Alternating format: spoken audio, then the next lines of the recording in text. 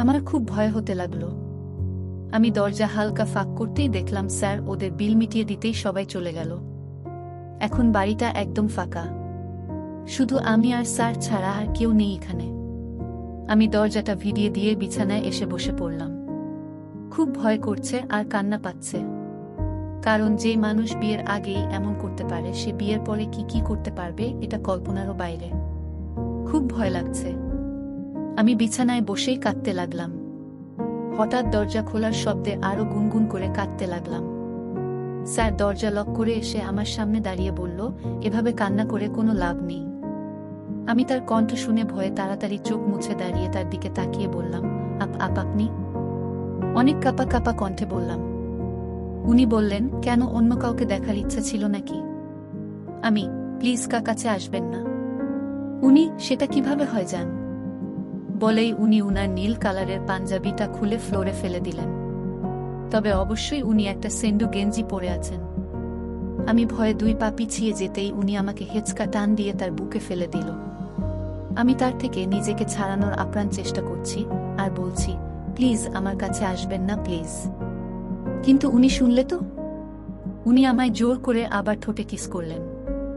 আমার দম ফুরিয়ে আসছে, কিন্তু উনি আমায় ছাড়ছেনই না। উনাকে ধাক্কা দিয়ে জোরে জোরে শ্বাস নিতে লাগলাম। উনি তখন বললেন, এটুকুতেই হাঁপিয়ে গেলে কি হবে?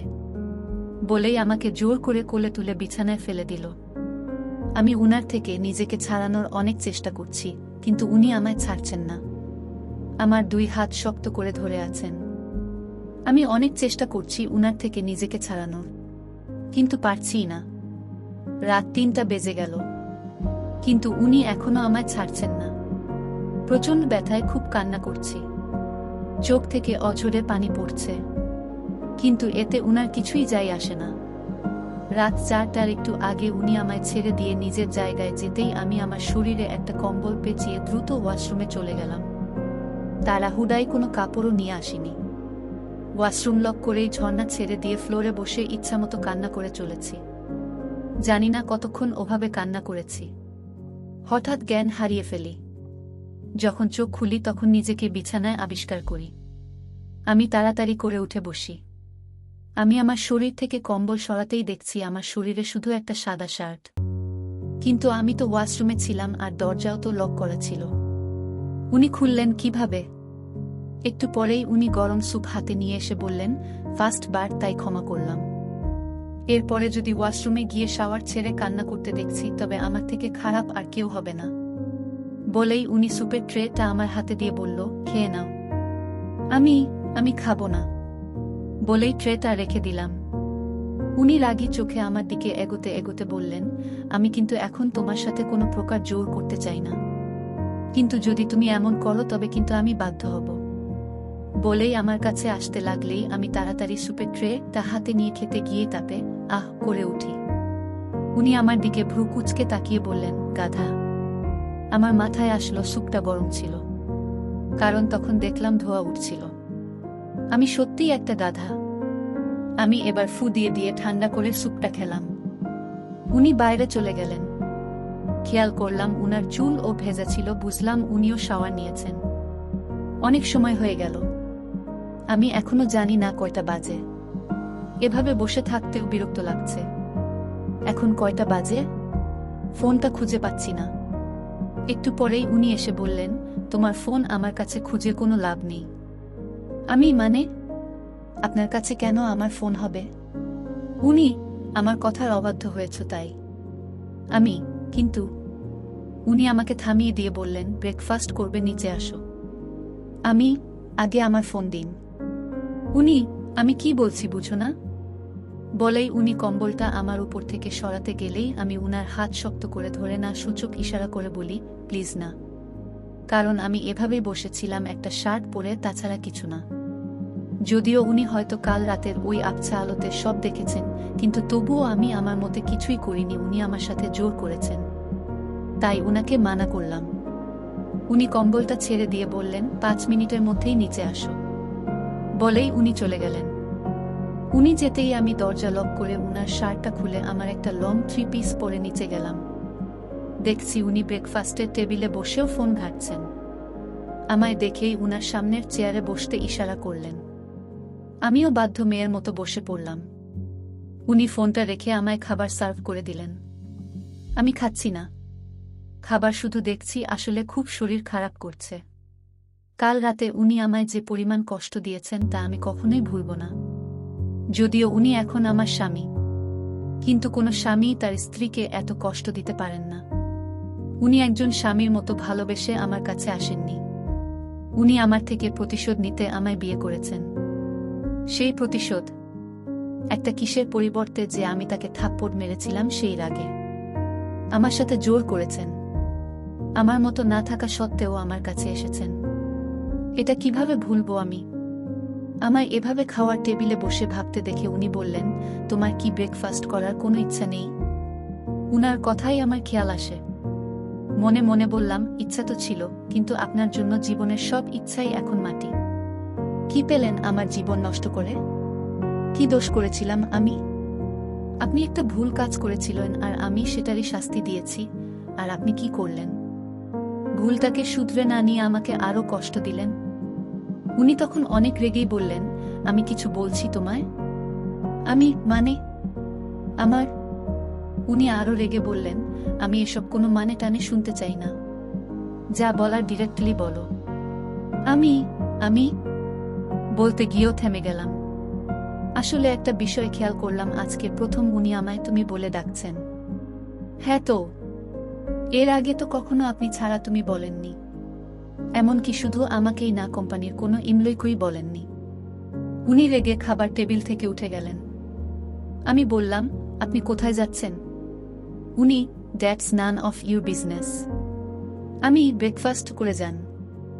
উনি, ইচ্ছা নেই বলেই উঠে চলে গেলেন উপরে। আমার ও আর খাওয়া হলো না। সব গোছগাছ করে রুমে গিয়ে দেখলাম উনি রুমে নেই। তবে কোথায় গেলেন? আমি উনাকে খুঁজতে লাগলাম। এখানেই তো থাকার কথা। দেখলাম উনি বারান্দায় দাঁড়িয়ে আছেন। আমি কিছু বললাম না, চুপ করে বিছানায় বসে থাকলাম। জানি না কখন ঘুমিয়ে পড়েছি রাতের ক্লান্তির জন্য। যখন ঘুম ভাঙল তখন দেখছি আমি বিছানায় শুয়ে আছি। কিন্তু আমি তো বসেই ঘুমিয়ে পড়েছিলাম। তবে কি স্যার? আমার আর ভালো লাগছে না ওনার কথা ভাবতে। শাওয়ার নিতে চলে গেলাম, যদিও একবার নিয়েছি। প্রতিদিনের অভ্যাস তো। শাওয়ার নিয়ে বাইরে আসতেই দেখছি আমার ফোন বেড়ে পড়ে আছে। আমি উৎসুক হয়ে ফোনটা হাতে নিলাম। কত ঘন্টা পরে ফোনটাকে কাছে পেলাম। দেখছি আম্মুর মিসড কল উঠে আছে। আমি তোয়ালাটা বেড়ে রেখেই আম্মুকে যেই কল দিতে যাব তখনই হঠাৎ কে যেন এসে আমার পেছন থেকে জড়িয়ে ধরে। তার উষ্ণ আলিঙ্গন পেয়ে ভয়ে ফোনটা আমার হাত থেকে পড়ে যায়। এই বাড়িতে যেহেতু উনি আর আমি থাকি, তাই আমার আর বুঝতে বেশি সময় লাগে না যে এটা কে। আমি কাঁপা কাঁপা কণ্ঠে বললাম, স্যার কি করছেন? প্লিজ ছাড়ুন আমায়। কিন্তু উনি শুনলেন না।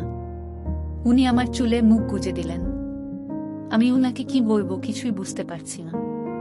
উনি আমার ঘাড়ে একটা কিস করেই উনার তোয়ালাটা নিয়ে ওয়াশরুমে চলে গেল, যেন কিছুই জানেন না উনি। উফ, আমি হাফ ছেড়ে বাঁচলাম। আমি বিছানায় বসে একটু জোরে জোরে শ্বাস নিতে লাগলাম। তারপর আম্মুকে কল করলাম। আম্মুকে কল করতেই আমায় এক গাদা প্রশ্ন ছুড়ে দিল। কি হয়েছে আমার? কেমন আছি? কাল থেকে একবারও কল কেন করলাম না? শ্বশুর বাড়ি যেতেই মা বাবাকে ভুলে গেলাম। কতবার কল করেছে তবুও কেন রিসিভ করিনি, এটা সেটা প্রশ্ন। আমি আম্মুকে কোনোমতে বোঝালাম যে ফোনটা এখানে কোথায় যেন রেখে দিয়েছি আর খুঁজে পাচ্ছিলাম না। এখন পেলাম তাই কল করলাম। আম্মুকে একটু পটালাম। রাগ করেছে যে। এখন মায়ের রাগ না ভাঙালে হয়? আম্মুর সাথে কথা বলে মনটা হালকা হয়ে গেল অনেকটাই। সারা রাতের সেই কষ্টের কথা ভুলেই গেলাম। দুপুরে লাঞ্চ চুপচাপ করে নিলাম। তা না হলে আবার যদি উনি আমার উপরে রাগ করে উঠে চলে যান তবে আমারও আর খাওয়া হবে না। এমনিতেই শরীরের ক্লান্তিতে আর থাকতে পারছি না না খেয়ে। আমার আগে উনার খাওয়া হয়ে গেল। ভালো করে খেয়াল করলাম, আমি যতক্ষণ ধরে খেলাম ততক্ষণই উনি ওখানে বসেছিলেন, আমার খাওয়া দেখছিলেন। উনার খাওয়া শেষ হলেও আমি উনার এমন কাজে কিছুটা ইতস্তত বোধ করলাম। তাই তাড়াতাড়ি উপরে চলে গেলাম। রাতে আম্মুর সাথে কথা শেষ হতেই জানি না কোথায় থেকে উনি এসে লাইট অফ করে দিলেন। আমার খুব ভয় হতে লাগলো। তবে কি আজকেও উনি আমার সাথে জোর করবেন? ভাবতে দেরি, কিন্তু করতে দেরি না। উনি আমায় একটা হেঁচকা টান দিয়ে বিছানায় ফেলে দিয়ে আমার উপরে উঠলেন।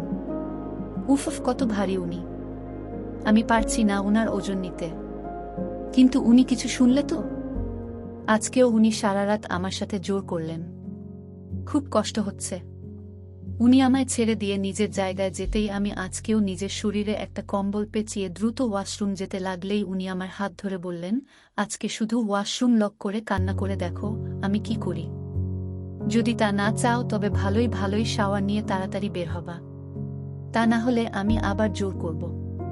মাইন্ড ইট বলেই আমার হাত ছেড়ে দিলেন। উনি হয়তো আমার কান্নায় ভেজা ছলছল চোখ দেখতে পেলেন, কিন্তু না, উনি সত্যিই পাষাণ। আমি আমার এক সেট কাপড় নিয়ে আজকে ওয়াশরুমে গিয়ে শাওয়ার নিলাম। অনেক সময় লাগছে দেখে উনি এসে দরজা নক করে বললেন, ঈশিতা ঈশিতা।